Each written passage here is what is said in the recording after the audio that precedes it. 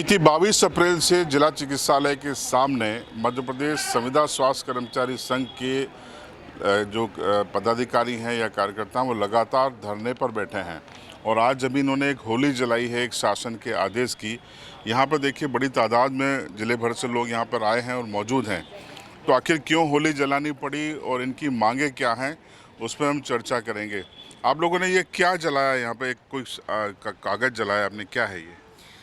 हमारे राष्ट्रीय स्वास्थ्य मिशन से हमारे आला अधिकारियों द्वारा हमारे मुख्य चिकित्सा स्वास्थ्य अधिकारी महोदय और कलेक्टर महोदय को हमारे ऊपर अनुशासनात्मक कार्रवाई करने का लेटर जारी किया था। उसी की होली हम लोगों ने आज जलाई है। आप लोग नाराज़ क्यों हैं? क्या मांगे हैं आपकी? शासन द्वारा 2023 की एक नीति लागू की गई थी।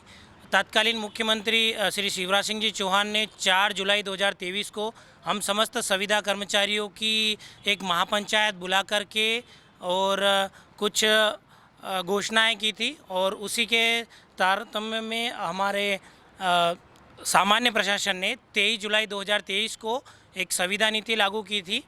लेकिन उसी में संशोधन करके और हमारे राष्ट्रीय स्वास्थ्य मिशन ने 1 अप्रैल 2025 से नई नीति लागू कर दी है, और कुछ जो हमारी मांगे हैं वो कुछ पॉइंट है वो हटा दिए हैं, और उसी को लेकर के क्या पॉइंट्स हैं आप बताना चाहेंगे? उसमें माननीय तत्कालीन मुख्यमंत्री श्री शिवराज सिंह जी चौहान साहब ने सिविलियन जो संविदा कर्मचारी है उन पर रिक्त पदों पर संविलियन किया जाएगा, ये उन्होंने घोषणा की थी, लेकिन उन्होंने ये हटा दिया है। कुछ हमारी अवकाश थे, ईएल वगैरह मातृत्व अवकाश वगैरह बढ़ाए थे, वो उन्होंने हटा दिया है। अनुकंपा नियुक्ति, स्वास्थ्य बीमा, ग्रेच्युटी जैसी जो पॉइंट थे वो भी उन्होंने हटा दिए हैं। तो इन मुख्य मांगों और एक मुख्य जो हमारी मांग है उसमें कि हमारा मूल्यांकन, जिसे अप्रेजल बोल रहे हैं, वो उन्होंने लागू कर दिया है। ये बहुत ही बड़ी कुरीति है। तो हमारी यही मांग है कि अप्रेजल को हटाया जाए। तो आप लोगों की सरकार से कोई बातचीत नहीं हुई इस मामले में भी? सर, हमारे जो प्रदेश कार्यकारिणी है वो भी वहाँ पर एकजुट होकर के सरकार के से परमिशन लेकर के वहाँ पर प्रदेश में डटे हुए हैं, परंतु सरकार को बिल्कुल भी जू नहीं देंग रही है। स्वास्थ्य सेवाएं चरमरा गई है, परंतु सरकार किसी प्रकार से कोई एक्शन लेना नहीं चाहती, कोई बात नहीं करना चाहती है, और वो इस प्रकार के अनुशासनात्मक कार्रवाई वाले जो पत्र जारी कर रही हैं, इससे हम लोगों में और ज़्यादा रोष व्याप्त हो रहा है सर।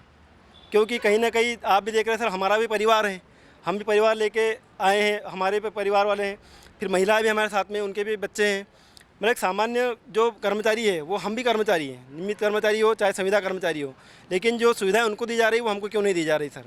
सरकार से काफ़ी प्रश्न है हमारे, और हम सरकार से जब हमें इस तरह से नकारी की सरकार, तो हम सरकार के खिलाफ आवाज़ उठाएंगे सर।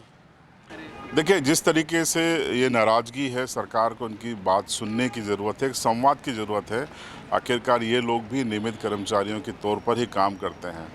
कहने को एक नारा होता है कि एक देश में 2 विधान नहीं चलेंगे, लेकिन सरकारी विभागों में ये भेदभाव क्यों होता है कि नियमित कर्मचारी अलग और संविदा अलग और आउटसोर्स अलग?